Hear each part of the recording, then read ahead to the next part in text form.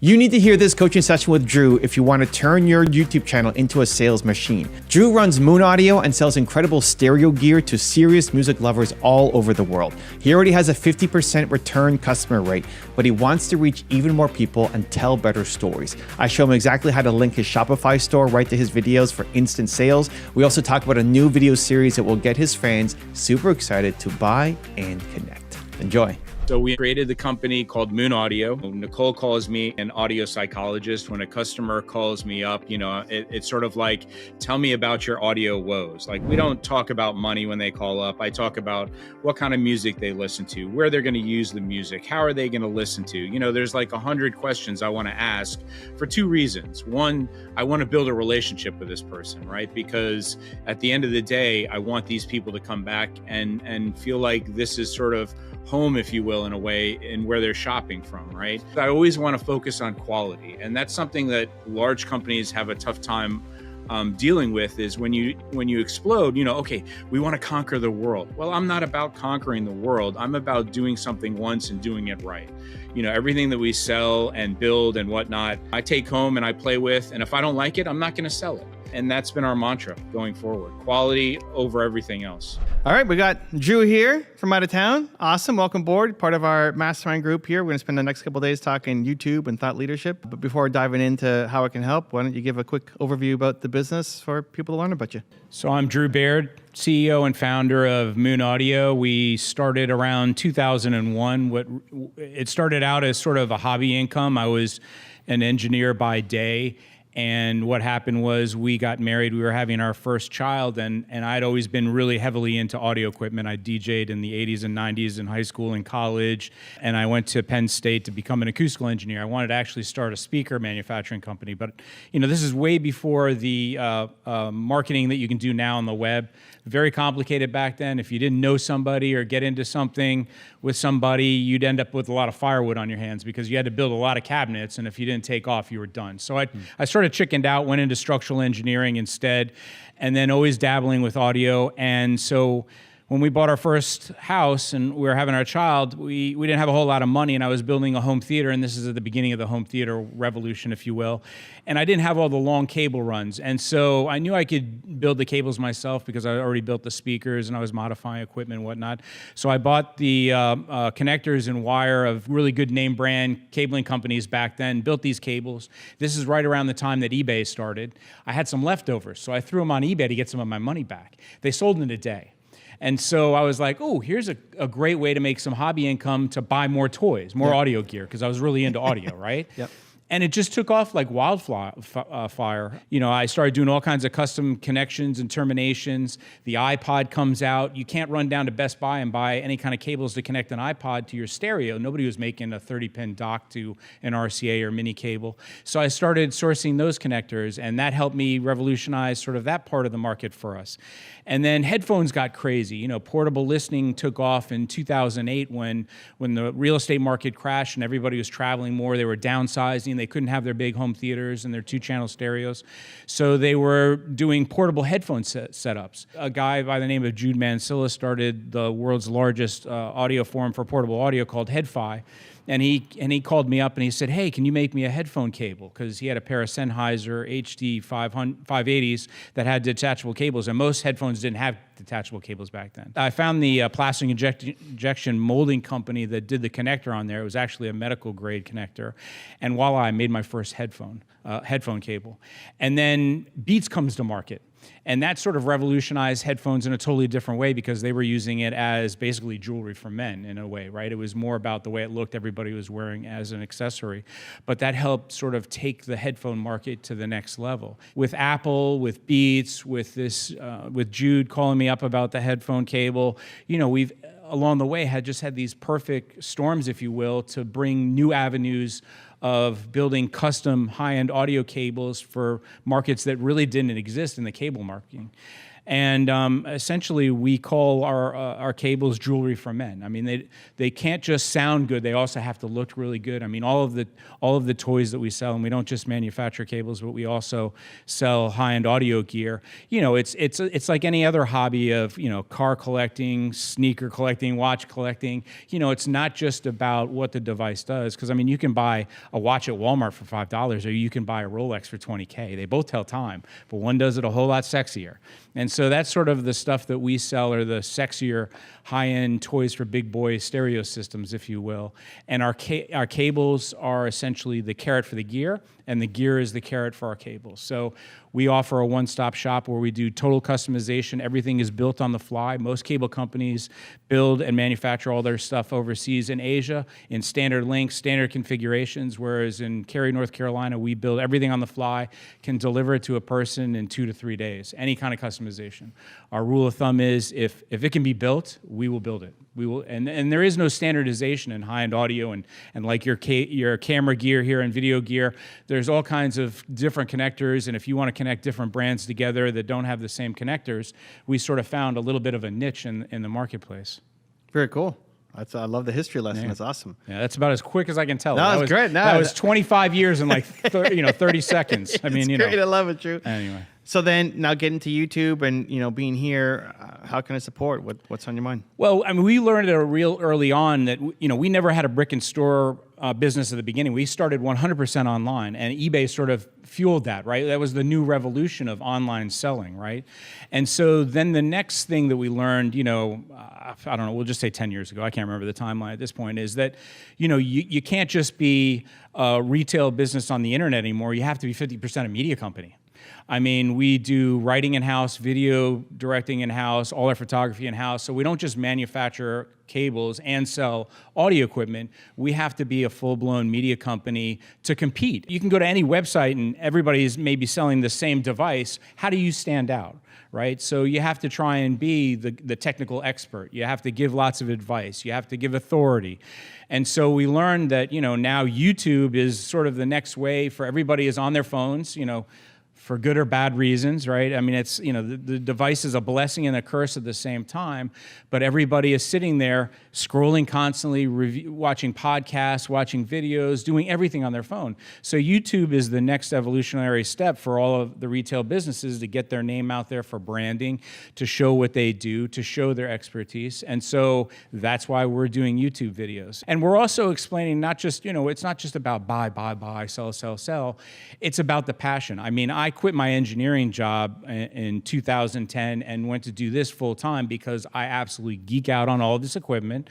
I absolutely love music because, I mean, I was born and raised in New York, and in an incredible time when hip hop started and house music and electronica. I was a club kid.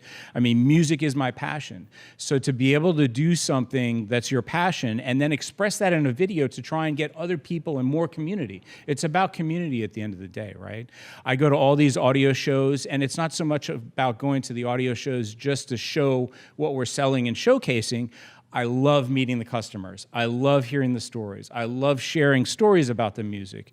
I mean, music is infectious. It's, you know, it's almost like a drug for me. I mean, you know, you think about a song that brings back some sort of memory of, you know, you're in a car on the way to the beach with your buddies in college and this cool song comes on and you're just pumped to get to the beach, right?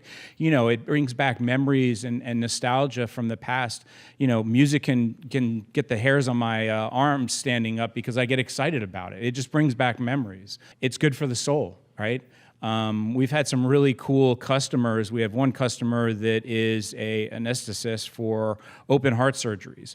And they play music in the operating room. They ask the person that's going under first what's their favorite type of music, and they will play music during the operation.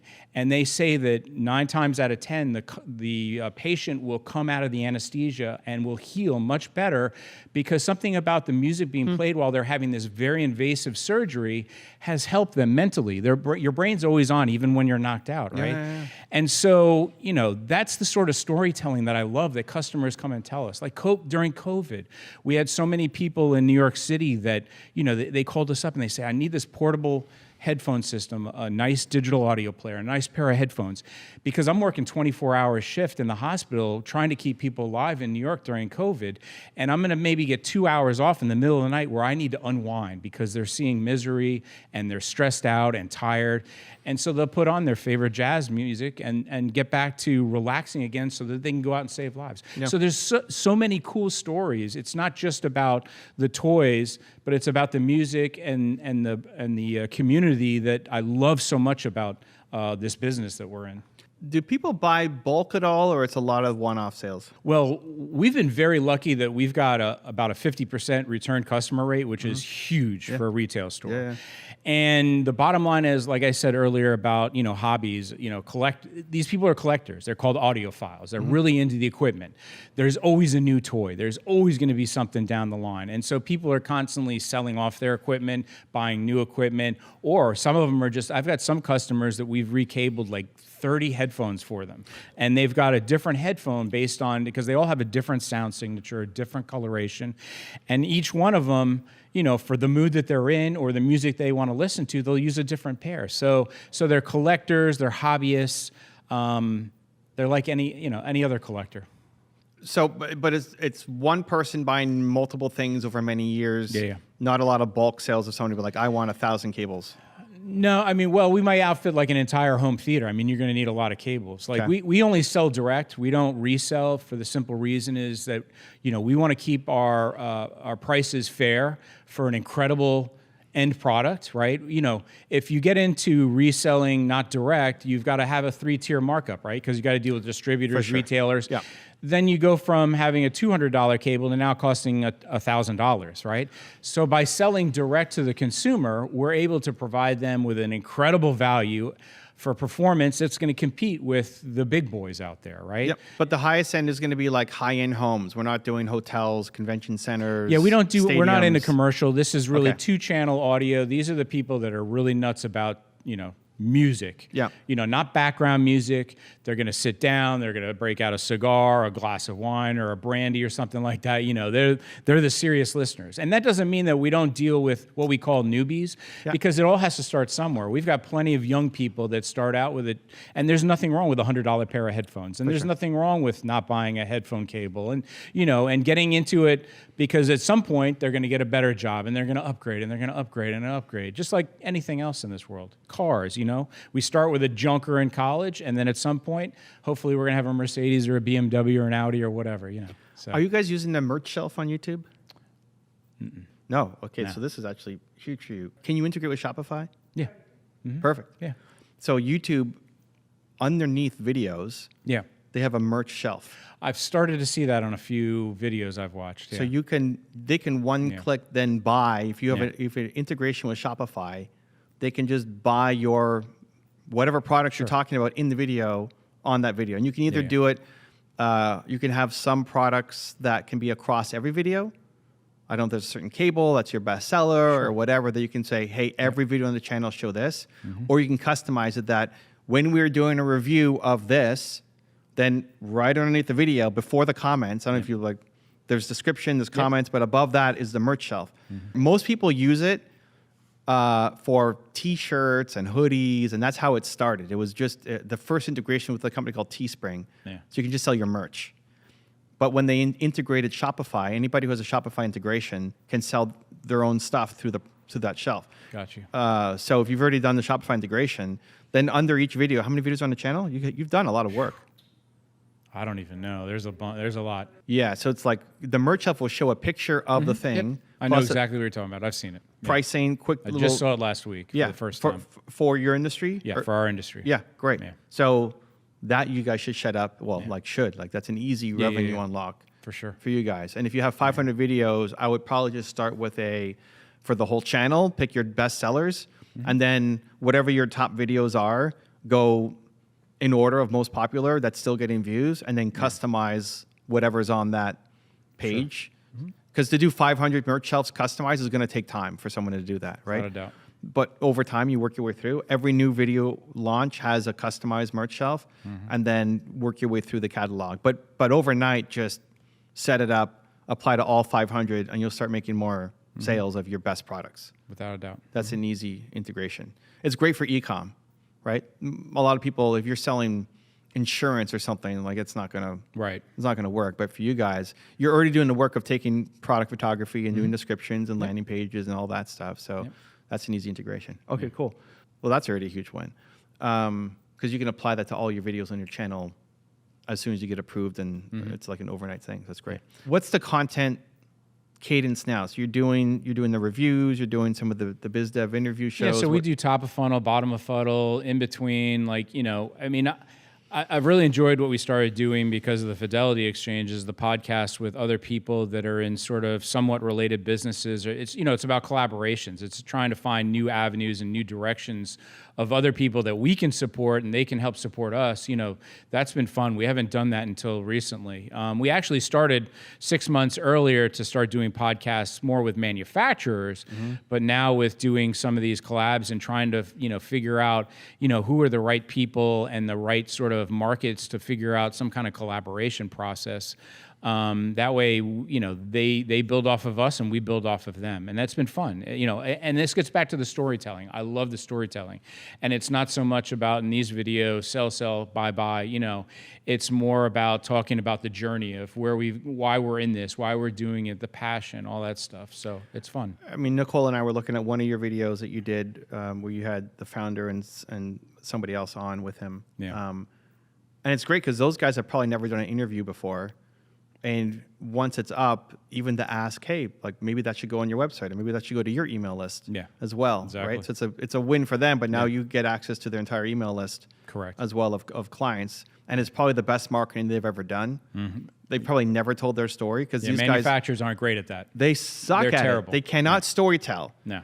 And if you're getting their story out in a great way, it's like, who is this Drew guy? What's Moon, right? Yeah. But then their own marketing to their client list suck. Yeah. And so now if they can send the video of them looking good, that happens to feature you. Hey, we got an interview with Drew from Moon Audio. That's worth at least an ask to say, one, do you think it fits to put it on your website, on your About Us page to show you guys? Plus put it as an email to your email list of clients. Because it's probably the best story they've ever told in their entire, they might have been around for 50 years.